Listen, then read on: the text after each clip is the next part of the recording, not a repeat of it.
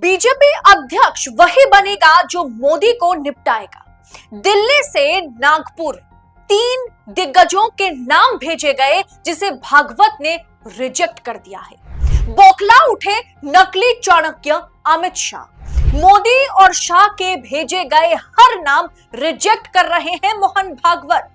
बौखला उठ रहे हैं भारतीय जनता पार्टी के आला कमान, क्योंकि मोदी की कुर्सी अगर आरएसएस ने खिसका दी तो अमित शाह का पीएम बनने का सपना चकनाचूर हो जाएगा और वही होता हुआ नजर आ रहा है।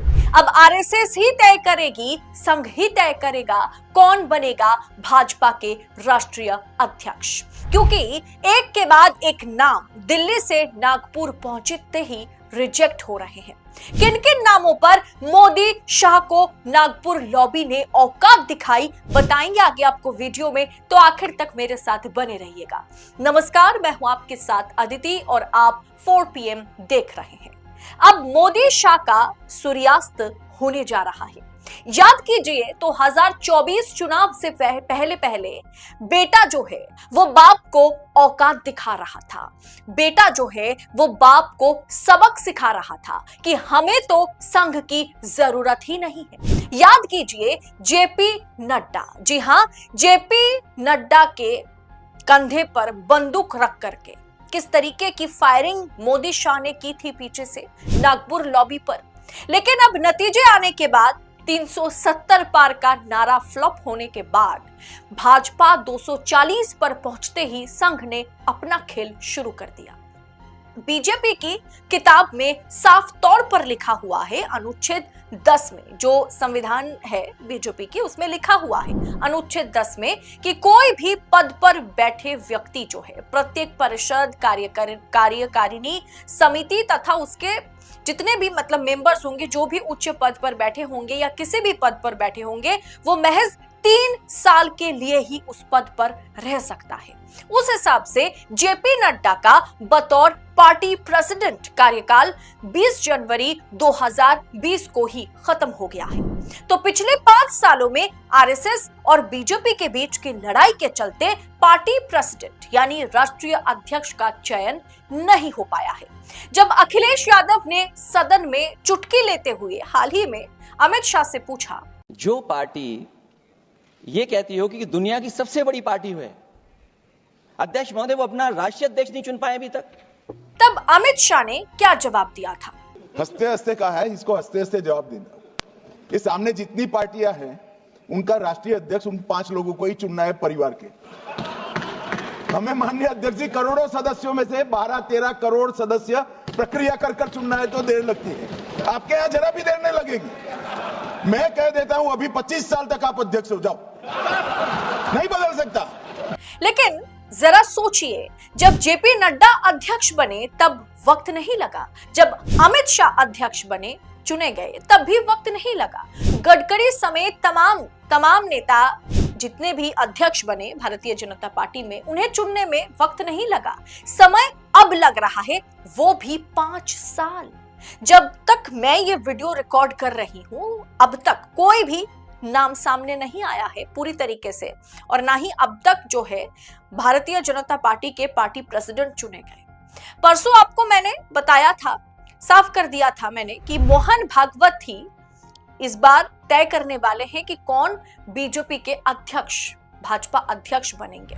मोहन भागवत ने साफ तौर पर कहा है कि हमें डमी अध्यक्ष नहीं चाहिए जो आलाकमान के इशारे पर संघ को गाली दे। और इस बात पर द टेलीग्राफ की इस आर्टिकल ने कहीं ना कहीं मुहर लगा दी है। क्या लिखा है? No free pass anymore to Modi Amit Shah duopoly, PM visit fails to move RSS on BJP chief. मतलब मोदी और अमित शाह की जोड़ी को अब कोई छूट नहीं। प्रधानमंत्री का दौरा यानी नागपुर दौरा भाजपा प्रमुख पर आरएसएस का ध्यान खींचने में विफल। मोदी ने 30 मार्च को नागपुर में आरएसएस हेडक्वार्टर का दौरा किया। मोदी जी करते हैं दौरा 30 अप्रैल को, जो सुर्खियों में रही वो खबर, जो प्रधानमंत्री के रूप में उनके लगभग 11 साल में पहला दौरा था।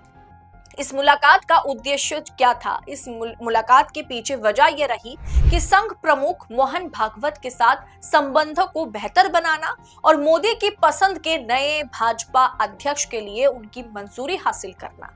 यानी मोहन भागवत को समझा बुझा करके मोदी जी अपने पसंदीदा भाजपा अध्यक्ष चाहते थे, और होगा भी क्यों ना।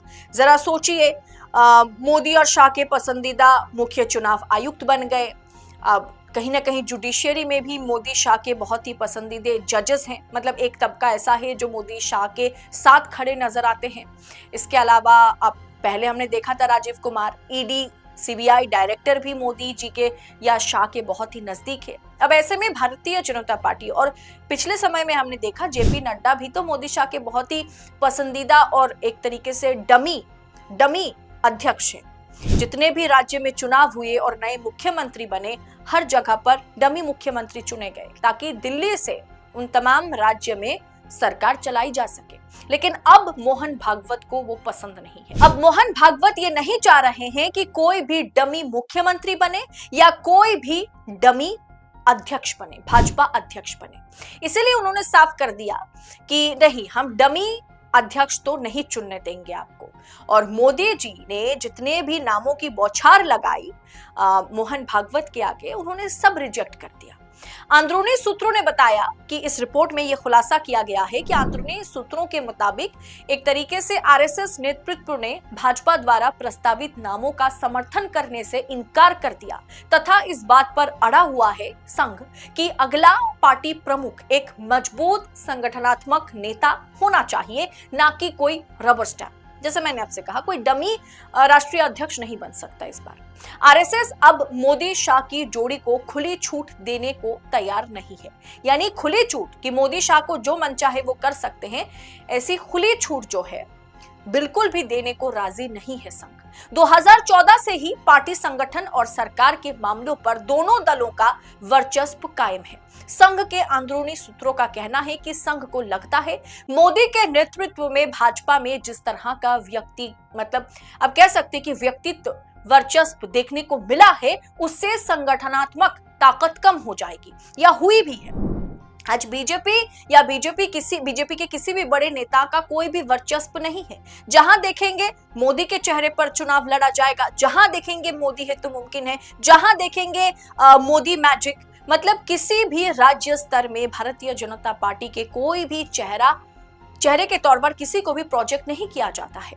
अब सामने बिहार में चुनाव है, पता नहीं कौन किसे भारतीय जनता पार्टी, अगर नीतीश अलग भी हो जाए, नीतीश अगर चुनाव हार भी जाते हैं, अगर नीतीश की फिलहाल जो कंडीशन है, नीतीश कुमार अगर संन्यास भी ले लेते हैं तो भी भारतीय जनता पार्टी किसे मुख्यमंत्री चुनेंगे, इसके लिए कोई चेहरा नहीं है। और ये कहीं ना कहीं संगठन को, भारतीय जनता पार्टी को नुकसान पहुंचा रहा है। इस बात को लगातार संघ ने पहले भी कहा है और अब फिर संघ कहता हुआ नजर आ रहा है। इसीलिए मोहन भागवत ने साफ कर दिया है कि मोदी की नागपुर यात्रा के बाद से भाजपा के कई नाम आगे बढ़ाए गए, जिसे उन्होंने पूरी तरीके से रिजेक्ट किया है, जिनमें केंद्र सरकार के कुछ वरिष्ठ मंत्रियों के नाम भी शामिल हैं। लेकिन वो आरएसएस नेतृत्व को मनाने में विफल रही। मोदी जी कई नाम लेके तो गए थे, कुछ नाम ऐसे हैं जो मोहन भागवत के पसंदीदा लिस्ट में है, लेकिन फिर भी वो नहीं माने, जिसमें शिवराज सिंह चौहान का नाम, स्मृति ईरानी का नाम, धर्मेंद्र यादव का नाम भी मोदी जी ने सुझाया, भागवत के सामने रखा, लेकिन सभी नामों को एक तरीके से भागवत ने रिजेक्ट कर दिया है। दरअसल संघ को ऐसा नाम चाहिए जो मोदी शाह का ठिकाना लगाए, मोदी शाह को निपटाए। वो नाम संजय जोशी है। फिलहाल के लिए वो नाम संजय जोशी है, जिसे संघ जो है इन केन प्रकरण भारतीय जनता पार्टी के बतौर अध्यक्ष पद के लिए चुन रहे हैं। ट्रंप के हिसाब से मोदी जी बड़े टफ नेगोशिएटर हैं, लेकिन फिर भी ट्रंप के आगे मोदी जी हार गए और अब संघ के आगे भी, मोहन भागवत के आगे भी मोदी जी हारते हुए नजर आ रहे हैं। क्या संजय जोशी की एंट्री से भाजपा में मोदी शाह की जो कुर्सी है, अभी फिलहाल कुर्सी तो मोदी के पास है और इसके बाद ये कुर्सी शाह के पास जाने की पूरी तैयारी में अमित शाह जुटे हुए हैं, क्या उस पर विराम चिन्ह अगर संजय जोशी आते हैं तो लग जाएगा, या फिर संघ किसी ऐसे चेहरे को सामने लेकर के आएगा जो मोदी शाह के लिए किसी आफत से कम नहीं? आप इस विषय को किस अंदाज में देख रहे हैं? इस राजनीतिक विश्लेषण पर, इस राजनीतिक अपडेट पर आपकी राय क्या है? कमेंट बॉक्स में अपनी राय हमारे साथ शेयर कीजिएगा। ऐसी तमाम खबरों को इसी तरह से पाने के लिए 4 PM न्यूज नेटवर्क के साथ बने रहें। आपसे फिर होगी मुलाकात ऐसे ही तमाम खबरों के साथ। तब तक के लिए बहुत बहुत शुक्रिया आपका। जय हिंद, जय भारत।